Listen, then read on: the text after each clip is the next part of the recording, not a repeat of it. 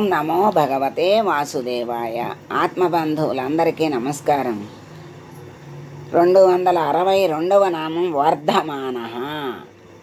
ప్రపంచ రూపంతో వృద్ధి పొందించేవాడు, అంటే రూపంతో వృద్ధి పొందేవాడే భగవంతుడు. వర్ధమానుడని శంకరుల వారు చెప్పారు. ఈ ప్రపంచం అంటే ప్రపంచం దేంతో కూడుకున్నది అంటే పంచభూతాలతో కూడుకున్నదే ప్రపంచం. ఈ పంచభూతాలతో వృద్ధి పొందేటువంటి ఈ జగత్తంతా కూడా ఎవరి అంశ, ఎవరు అంటే భగవంతుడే. మరి సృష్టి అవ్వటం, వృద్ధి పొందటము అన్నీ కూడా జరుగుతూ ఉంటాయి. ఆ జరిగేటువంటి సృష్టి, వృద్ధి, లయం అన్నీ కూడా ఆ పరమాత్మ యొక్క స్వరూపమే, భగవంతుని శక్తి. ఆ భగవంతుడే వర్ధమానుడని శంకరులు చెప్పారు. మరి విశ్వస్వరూపంతో స్వామి విస్తరిల్లుతూ ఉంటాడు.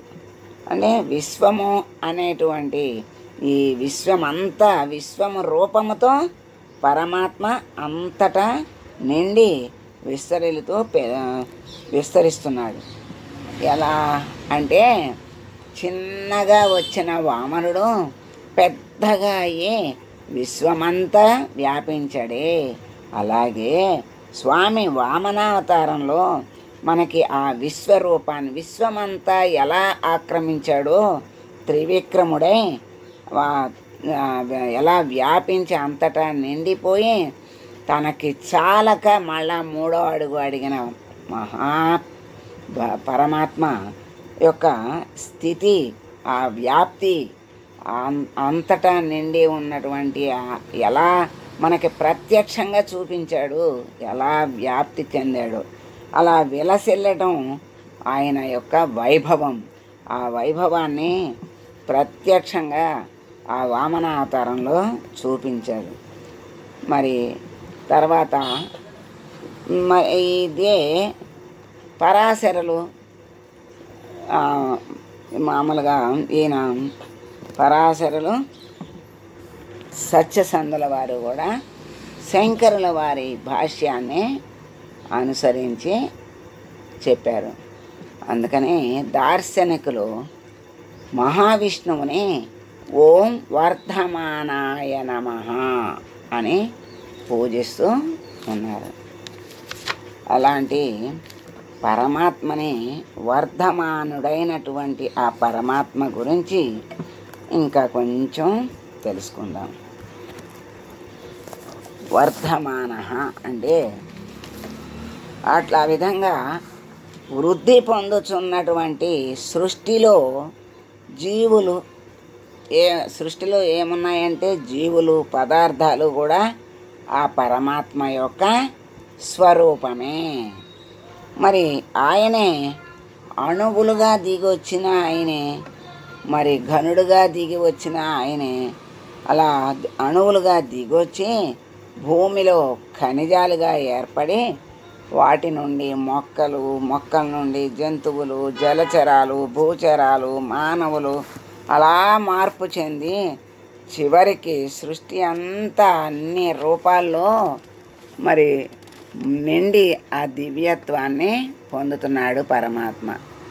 ఇట్లా సృష్టిలో పదార్థాలుగా, జీవులుగా వృద్ధి పొందుతున్నాడు గనక వర్ధమానుడు అన్నారు పరమాత్మని.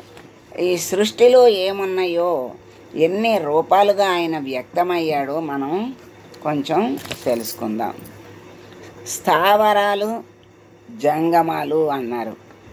చరములు, అచరములు అన్నారు. స్థావరాలంటే కదలనివి, పర్వతాలు, వృక్షాలు. జంగమాలంటే కదిలే జీవరాశులు. అలాగే చరములన్నా, జంగమములన్నా కదిలే జీవరాశులే. అచరములన్నా, స్థావరాలన్నా ఒకటే. ఇక్కడైనా పర్వతాలు, వృక్షాలు చెప్తారు.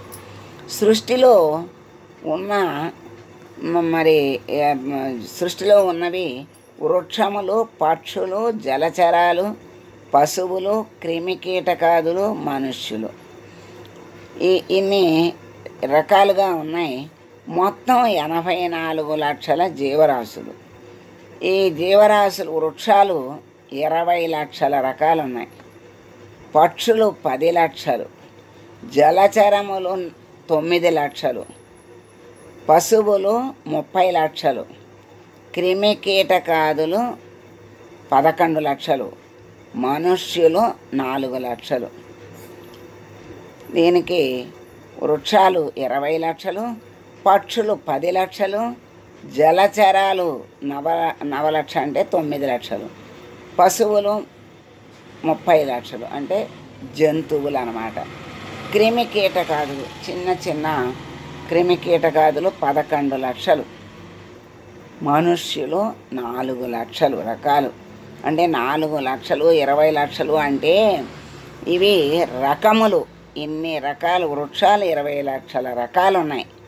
మనకి తెలిసినవే అనుకుంటాం కాదు, మనకి తెలియనివే మనకి కళ్ళ ముందు బోర్డులు ఉంటాయి. పేర్లు, వాటి యొక్క ఫలితాలు తెలియనివి బోర్డులు ఉంటాయి, చెప్పలేనన్ని. అలా సృష్టిలో ఉన్నవి ఇక్కడ చెప్పారన్నమాట. వృక్షాలు 20 లక్షల రకాలు, పక్షులు 10 లక్షల రకాలు, జలచరాలు 9 లక్షలు, పశువులు 30 లక్షలు, క్రిమి కీటకాలు 11 లక్షలు, మనుష్యులు 4 లక్షల రకాలు. మనుష్యులంతా ఒకటే కదా, 4 లక్షలు ఏంటి అని మనం అనుకుంటాం. కానీ ఆ మనుష్యుల్లో మరి మరి ఏదన్నా తేడా వస్తే డిఎన్ఏలని పరీక్షలని అన్నీ చేస్తారు కదా. మరి ఒక్కొక్కళ్ళకి ఒక్కొక్క గుర్తులు ఉంటాయి. మరి అదేగా ఆది మానవులని లేకపోతే అడవి మనుషులని ఒక్కొక్క దేశంలో వాళ్ళని ఒక్కో రకంగా మనం చూస్తూ ఉంటాం, పేర్లు ఉంటాయి. అలా మనుష్యులు కూడా 4 లక్షల రకాలు ఉన్నాయి. మొత్తం 84 లక్షల జీవరాశులు. అన్ని జీవరాశులు కూడా ఇవన్నీ కూడా కార్యమే భగవంతుడికి. కారణం పరమాత్మ. ఆ కారణం కంటే కార్యము వేరు కాదు. ఎందుకని అంటే ఆ పరమాత్మే, కారణమైనటువంటి పరమాత్మే, ఆ పరమాత్మ యొక్క అంశతోనే ఇవన్నీ కూడా సృష్టి అవుతున్నాయి. అన్నీ పరమాత్మ స్వరూపాలే అని మనకి చెప్తున్నారు కదా. మరి అలాంటప్పుడు ఈ ఇన్ని లక్షల 84 లక్షల రకాల జన్మలు ఉన్నాయి కదా. అవన్నీ అయిన తర్వాత ఒకదాని తర్వాత ఒకటి అలా జన్మలు ఎత్తుకుంటూ వచ్చి చివరికి మానవుడిగా పుడతాడట.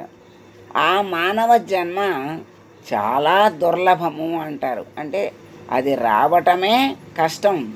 వచ్చిన దాన్ని కష్టపడి మాధవుడిని చెయ్యాలి. అదే మానవుడి యొక్క లక్ష్యం. ఆ విధంగా మానవుడు అవ్వటానికే పుట్టాడు మానవుడిగా. అందుకని మనం ఎందుకు పుట్టాము, ఎక్కడ పుట్టాము, ఎక్కడికి వెళ్ళాలి, ఏం చెయ్యాలి అనేది ప్రశ్నించుకుని ఆ ప్రశ్నకు సమాధానం కావాలని మనం అనుకుంటే చాలు. పరమాత్మ దిగి వచ్చి ఆ గురు రూపంలో మనకి గురు రూపుడై వచ్చి చెప్పకున్న నవ్యతర యోగి శ్రీ సదానంద యోగి అంటారు. తప్పకుండా గురు రూపంలో ఎక్కడ ఏ మాట వింటే అదే మనకి మన గురువు ఆ రూపంలో, భగవంతుడు ఆ రూపంలో వచ్చి మనకి ఉపదేశం చేశాడని, చెప్పాడని, బోధించాడని అనుకునేటువంటి జ్ఞానాన్ని పొందాలి. తెలుసుకోవాలనేటువంటి ఆ బోధ లోపల ఆకాంక్ష ఎప్పుడైతే మొదలైందో అప్పుడు పరమాత్మ తప్పకుండా మనకి అందిస్తాడు. అటువంటి జన్మని సార్థకం చేసుకుని మాధవుడు అవ్వాలి. కానీ మరి చివరికి మళ్ళీ కిందకి జారుడు మెట్లుగా కిందకి వెళ్ళకూడదు. ఎందుకు వెళ్తాడు కిందకి? మానవుడిగా పుట్టాక మాధవుడు అయ్యేదాకా అలాగే ఉండాలి కదా. మరి ఇన్ని మెట్లు ఎక్కి వచ్చాడు కదా, మరి ఆ పై మెట్టు ఎందుకు ఎక్కడు, దానికి ఎందుకు మనం చెయ్యాలి, ఇన్ని మెట్లు ఎట్లా ఎక్కాము అని ప్రశ్న వస్తుంది. ఈ మెట్లన్నిటికీ భగవంతుడే ఎక్కిస్తాడు. ఎందుకంటే బుద్ధి జ్ఞానం లేదు. అందుకని ఇప్పుడు పసిపిల్లల్ని తల్లే పెంచి పోషించి బుద్ధులు నేర్పి నడక నేర్పి మరి చదువు నేర్పి పెద్దవాళ్ళని చేస్తుంది. పెద్దవాళ్ళని చేసిన తర్వాత కూడా మరి ఆ తల్లే ఆధారంగా ఉండి నడిపిస్తుందా, నడిపించాలని అనుకుంటామా? అంటే ఆ నడవగలిగే సామర్థ్యం వచ్చిన తర్వాత వదిలేసి నడుస్తాడు. తెలుసుకునేవన్నీ తల్లిదండ్రుల దగ్గర గురువుల దగ్గర తెలుసుకున్నాక చెప్పగలిగే స్థాయి వచ్చినప్పుడు చెప్పటానికి ప్రారంభిస్తాడు. అంటే మరి చిన్నప్పుడు విద్యార్థిగా ఉన్న ఆ విద్యార్థి తర్వాత ఉపాధ్యాయుడిగా చేస్తున్నాడు కదా. అంటే ఆ సామర్థ్యాన్ని సంపాదించుకున్నాక మళ్ళా దాన్ని పెంచటం అదే ఉపాధ్యాయుడు. అలా మరి అలాగే ఇక్కడి దాకా మానవ జన్మ దాకా భగవంతుడు తీసుకొచ్చాడు. అక్కడ ఆయన ఒక్కొక్క మెట్టు ఆయనే ఎక్కిస్తూ తీసుకొచ్చాడు. ఇక్కడ ఎందుకు వదిలేశాడు అంటే మనకి మానవుడికి బుద్ధిని జ్ఞానాన్ని ఇచ్చాడు. ఆ బుద్ధిని జ్ఞానాన్ని ఉపయోగించుకుని ఈ ఒక్క మెట్టు నువ్వు ఎక్కురా, ఇక్కడ దాకా నేను ఎక్కించాను అంటాడు. అంటే మరి అన్నీ డిగ్రీలన్నీ అయిపోయిన తర్వాత ఉద్యోగం చేయటం కూడా ఏ ఉపాధ్యాయుడు అన్న చేయిస్తాడా ఏంటి వీళ్ళతో?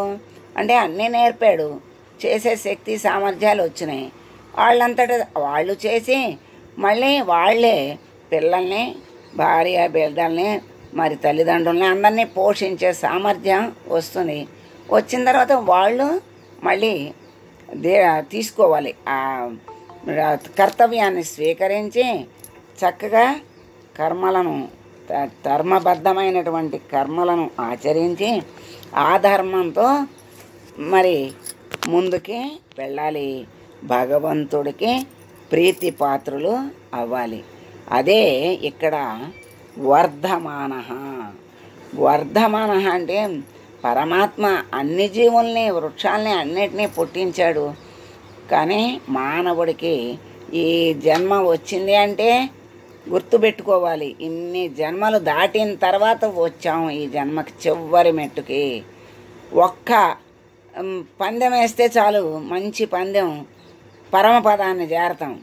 అలాగే ఈ మానవ జన్మ నుంచి ఒకే ఒక్క మెట్టు మాధవుడు అవటానికి, ఆ ఒక్క మెట్టు ఎక్కటానికి ఎంతో అవకాశాలు మరి బుద్ధిని జ్ఞానాన్ని అన్నిటినీ ఇచ్చినటువంటి పరమాత్మని వేడుకుంటూ, పరమాత్మ నాకు ఎన్ని ఇచ్చావు, నువ్వు బుద్ధిని ఇచ్చావు, జ్ఞానాన్ని ఇచ్చావు, ఆ బుద్ధిని జ్ఞానాన్ని సక్రమమైనటువంటి సద్వినియోగం చేయగలిగేటువంటి సామర్థ్యాన్ని ఇచ్చి నీ దరికి చేర్చుకో స్వామి అని వేడుకుంటూ మంగళం పాడదాం. మంగళం కౌసలేంద్రాయ మహనీయ గుణాత్మనే సర్వలోక శరణ్యాయ సాధురూపాయ మంగళం. ఓ